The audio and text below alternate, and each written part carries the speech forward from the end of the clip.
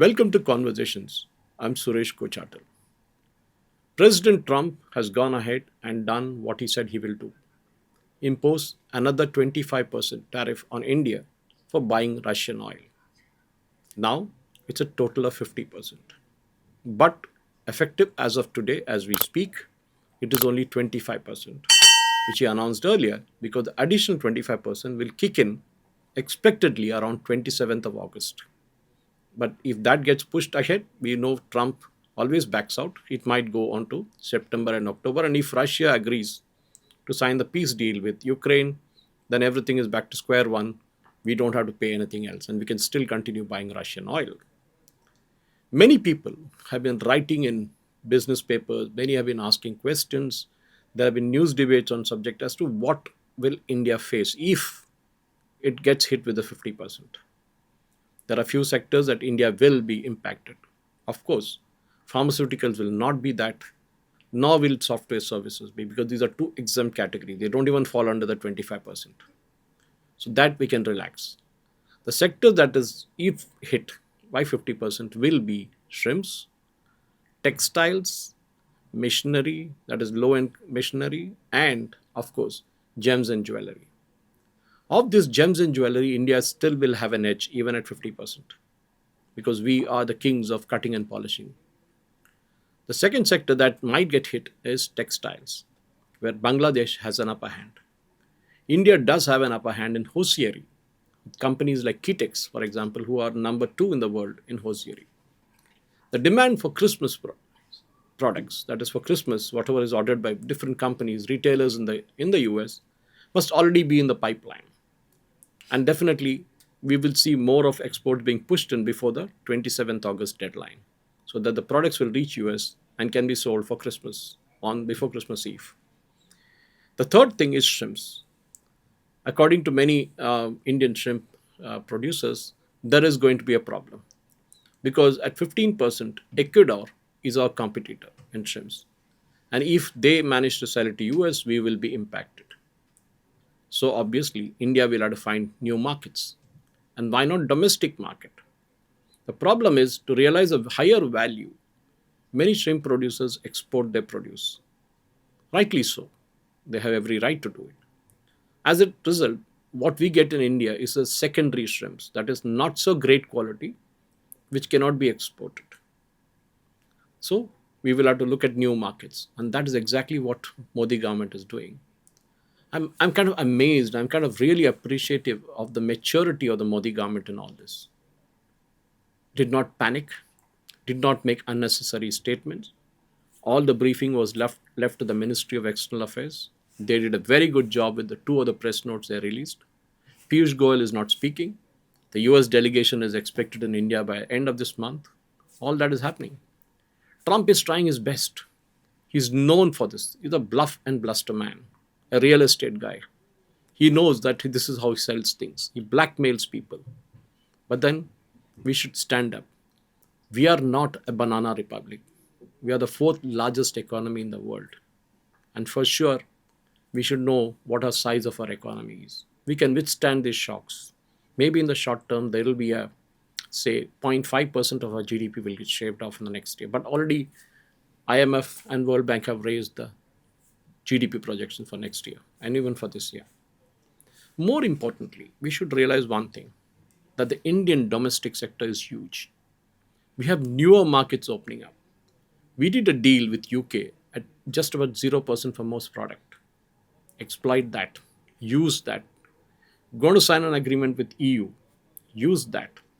Shift away the focus to America, because till now the main focus was America, America, and America because of value you were getting. But we need to look at newer markets. As some economists are suggesting, why not Africa? Because there are few countries in Africa which are extremely rich. We should do a deal with them. In fact, America, as much as America does with its NATO and all that stuff, the European Union does with its kind of part of it. The African Union is coming up, where all the African countries are coming together and bargaining as a single bloc. We should bargain with them. We should strike a deal with them. In the shorter term, there will be pain, for sure. Because Trump is known for his idiosyncrasies. He doesn't stick on to one thing. One day he says one and next day he says another. For example, yesterday when he was asked, why is it that you imposed tariff on India when China and other countries are buying the same thing? Turkey is buying Russian oil. He said, I don't know. Imagine the president of the United States knows that India is buying oil, but he doesn't know that other countries are buying the same Russian oil. In fact, the duplicity of America was exposed when, the Ministry of External Affairs pointed out that America is buying uranium hexafluoride, palladium, and even fertilizers from Russia, but does not want us to buy oil from Russia. The logic that Trump uses is that Russia takes that money it gets from oil and kind of builds no more missiles, and it keeps its factories humming so that it can attack Ukraine. But Trump is wrong. Russia will sell its oil wherever it gets money from. If India stops, China will increase its intake. Turkey will increase its intake. And these same countries will refine and sell it maybe back to US as we did earlier.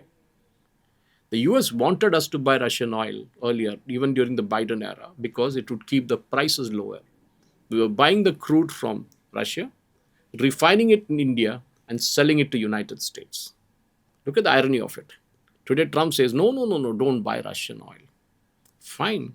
You tried the same thing when the Iranians were under the blacklist. You said you can't deal with the Iranians. Today, Trump is trying to do all kind of deals with all countries. His initial bluff during his campaign days was that we will make America great again. But then it is not happening. Manufacturing is not going to come to America again, at least not in the near future. America is a high cost economy. Actually, as they say, the plumber cost more than the tap he has come to fix, and that is where America is gone. High wages are killing American industry. From steels to car manufacturing, everything is moving outward. Of course, there must be some companies like Nvidia and now Apple who say we will invest 100 billion, they said 500 billion. The question is when? When will those things happen?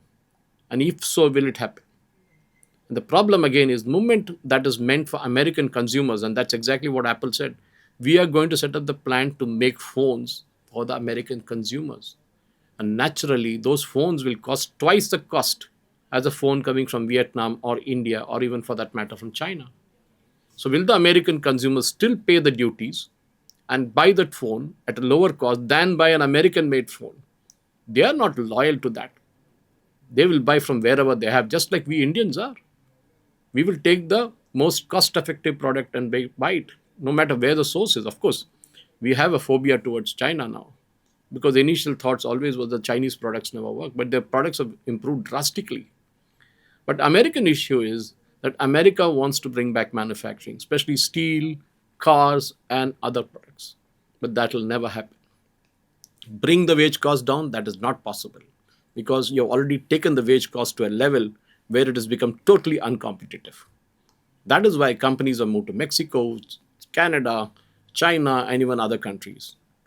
Today, we are the second or the third largest car manufacturer in the world. We will dictate terms. We are the second largest steel manufacturer in the world. I'm talking of India. And we are the fourth largest economy. Let not Trump try his bluff and bluster with us. Our domestic market can absorb all these shocks and more. But American products that are coming to India will get hit. If tomorrow the Modi government directly or indirectly advises Indigo or Air India to kind of cancel half the order for the aircraft they placed with Boeing and ship that orders to Airbus, you will see Trump panicking. Because that is where his political disaster will start. He can blackmail, he can arm twist small nations. He can arm twist the Indonesians, he can arm twist the Vietnamese, and even for that matter, Malaysia or any other country. But he cannot arm twist India. This is something that Trump will realize. For all his bluff and bluster, Modi government has stood firm. And that is what I said before. I appreciate that. Don't react. Don't react to Trump. Let him say what he wants. Sooner or later, he'll run out of dialogues. And he'll have nothing left. He will have to come to us at our terms, because we will not agree on 3 or 4 things. We will never agree on American agriculture produce coming to India because it is genetically modified. We will never agree to that dairy products being sold in India because they are non-veg. Technically, their cows are fed meat and meat products. And we will never agree to buy. An Indian consumer will never buy those milk. Third, of course, we know that we need to protect our MSMEs. They are our lifeline. We cannot have Americans coming and dumping their products here. Sorry, it doesn't work. If you want to have a joint venture, so be it. But we will not allow American products to be dumped in India. As much as we didn't like the Chinese products being dumped in India. Do a fair deal with us. There are no issues at all. But remember, we are a huge consuming nation. That is Bharat. Thank you for watching. Jai Hind.